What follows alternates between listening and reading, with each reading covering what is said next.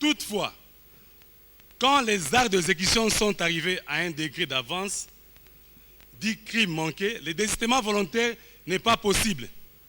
Parce que le coupable a fait tout ce qui était à son pouvoir pour produire le mal qu'il voulait produire. C'est lui qui, dans l'intention de tuer une personne, tire un coup de pistolet chargé à la balle et le manque, est coupable de tentative d'assassinat ou de meurtre.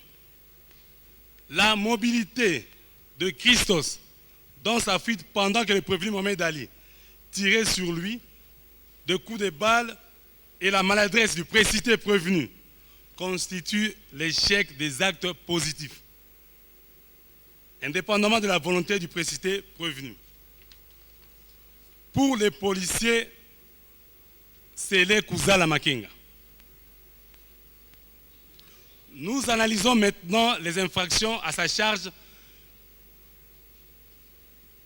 sur le lieu du crime. Il s'agit des infractions à charge du policier Sélé Kouzala, violation des consignes, non-assistance à personne en danger et faux témoignage. Pour le prévenu Sélé Kouzala Makenga,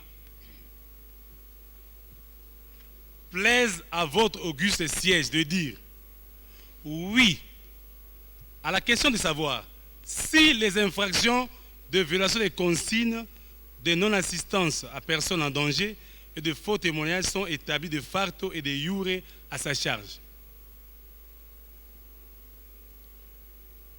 Non.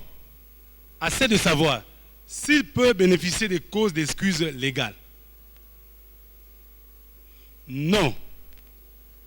Assez de savoir s'il peut bénéficier de causes de justification de quelque nature que ce soit. Non, à celle de savoir s'il peut bénéficier des circonstances atténuantes malgré sa délinquance primaire. De le condamner à une peine de 10 ans de service pénal pour l'infraction de violation des consignes. De le condamner à une peine de 3 ans de service pénal principal et d'une amende de 50 000 francs congolais pour l'infraction de non-assistance à personne en danger. De le condamner à une peine d'1 an de service pénal principal et d'une amende de 50 000 francs congolais pour l'infraction de faux témoignages. De faire application de l'article 7 du Code pénal militaire, soit de le condamner à la peine la plus forte, soit celle de 10 ans de service pénal principal.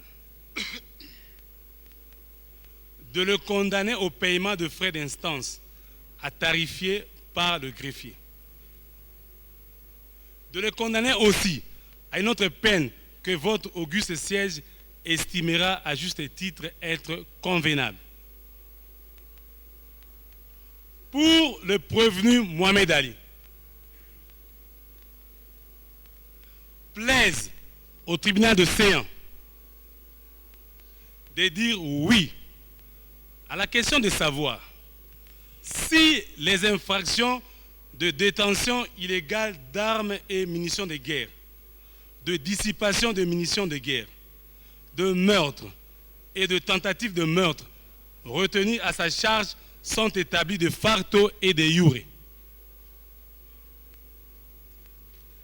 Dire non à la question de savoir s'il peut bénéficier de causes d'excuses légales.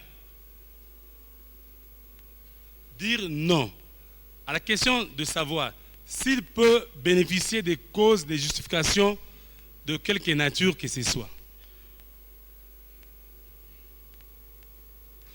Dire non à la question de savoir s'il peut bénéficier des circonstances atténuantes, car il est un récidiviste depuis la Belgique et son degré élevé de dangerosité nous exige de le mettre hors d'état de nuire. De le condamner à une peine de 20 ans de service pénal principal pour l'infraction de détention illégale d'armes et de munitions de guerre. De le condamner à une peine de 10 ans de servitude pénale principale pour l'infraction de dissipation de munitions de guerre. De le condamner à la peine capitale pour l'infraction de meurtre.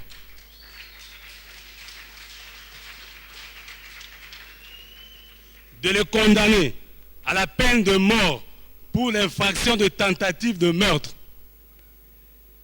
De faire application de l'article 7 du Code pénal militaire, soit de le condamner à une seule peine, celle la plus forte, soit la peine de mort. De le condamner au paiement de frais d'instance à tarifier par le greffier. De le condamner aussi à une autre peine que votre auguste siège estimera à juste titre être convenable. Dire recevable et fondé les actions civiles mues par les parties civiles Georges Grigorakis, Charlotte, Nico, Christos et Hélène, et d'y faire droit, conformément aux dispositions des articles 258 et suivants. De condamner les parties civilement responsables in solidum avec les deux prévenus. Nous avons dit, M. le Président.